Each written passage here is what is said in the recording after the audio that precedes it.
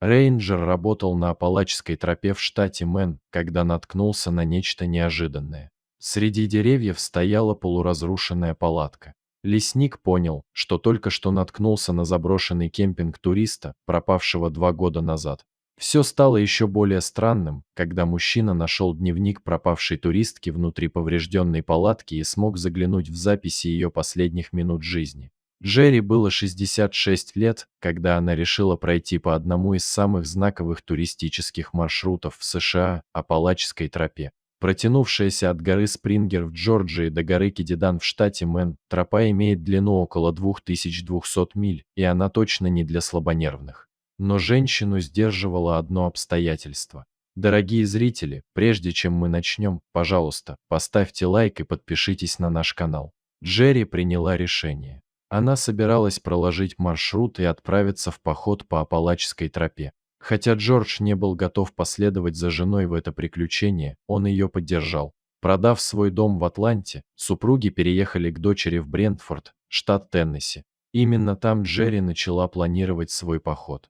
Это будет долгий и трудный путь, и Джерри предстояло преодолеть одно препятствие. За несколько лет до этого она получила травму спины, из-за чего ей было тяжело носить большие и тяжелые рюкзаки. К счастью, ее муж придумал идеальное решение для своей жены. Вместо того, чтобы нести все ее припасы на протяжении всего похода, Джордж сказал Джерри, что будет регулярно подвозить их к различным контрольным точкам. Это было идеальное решение. Теперь Джерри оставалось только пройти несколько тренировочных испытаний, и она будет готова отправиться покорять Апалачскую тропу. Джерри и ее подруга Джейн начали свое путешествие 23 апреля 2013 года, стартовав в Харперс-Ферри в Западной Вирджинии. По словам друзей, они хотели отправиться в поход на север до города на горе Кедидан. Оттуда они должны были вернуться в исходную точку и пройти южную половину тропы до горы Спрингер.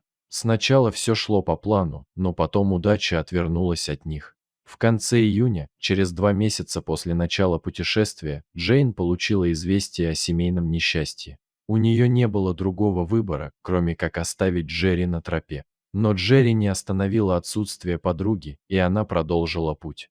Джерри была одна, но делала все возможное, строила самодельные убежища в отдаленных уголках тропы и встречалась с Джорджем, когда он приносил ей припасы на контрольных пунктах. В общем, для Джерри все было по плану. К концу июля Джерри успела пройти около 900 миль Апалачской тропы. На тот момент она находилась примерно в 200 милях от горы Кедидан. Она была так близка к завершению северной части маршрута.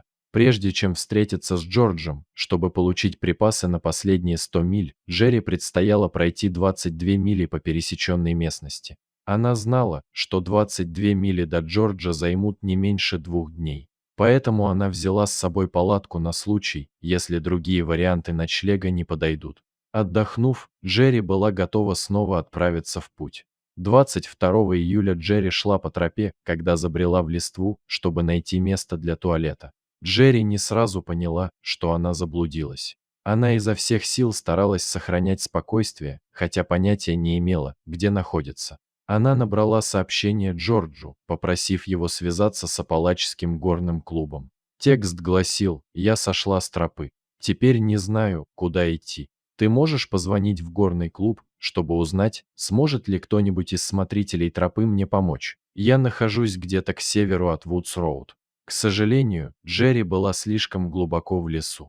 Сотовой связи не было, поэтому сообщение отправить не удалось.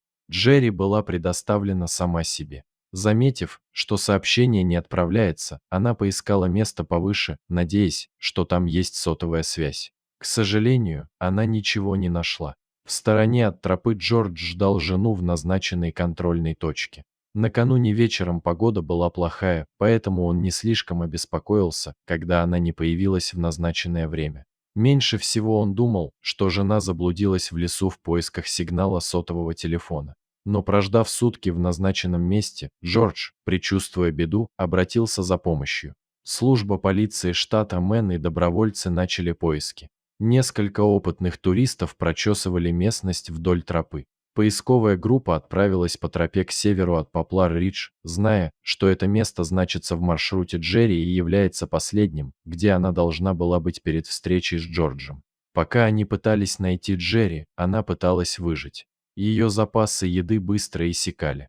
Но она сосредоточилась на вещах, которые могла контролировать, например, на том, чтобы сделать свое убежище более заметным для потенциальных поисковых самолетов.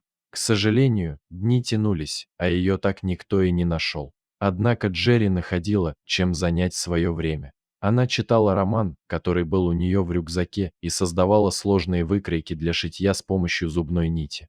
Записи в дневнике также помогали скоротать время. 6 августа, через 15 дней после того, как она потерялась, Джерри снова попыталась отправить сообщение Джорджу, но безуспешно. Не найдя никаких следов пропавшей женщины, местные власти были вынуждены прекратить поисковую операцию. Прошло 2 года, прежде чем удалось найти Джерри и ее лагерь.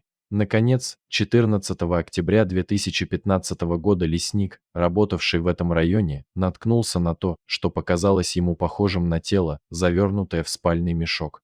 Он немедленно связался с местными властями, не совсем понимая, на что он только что наткнулся. Офицер Кевин и съемочная группа, снимавшая эпизод сериала «Закон Нортвуда», приехали на место, где лесник нашел тело. Офицер Кевин не мог поверить, что это та женщина, которую он искал несколько лет назад. Они легко опознали тело Джерри, так как ее идентификационный значок лежал в сумке рядом с ней. Это было тяжелое время для тех, кто входил в первоначальную поисковую группу, включая начальника Криса Маккия. Они также нашли ее дневник, в котором подробно описаны последние дни, когда Джерри была одна в лесу.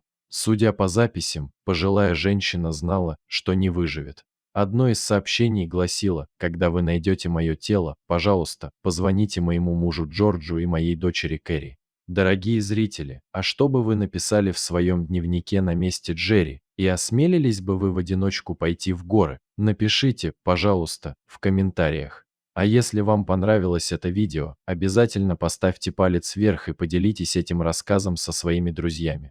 Если вы впервые на этом канале и еще не подписаны на него, рекомендую подписаться прямо сейчас, чтобы не пропустить очередную захватывающую историю.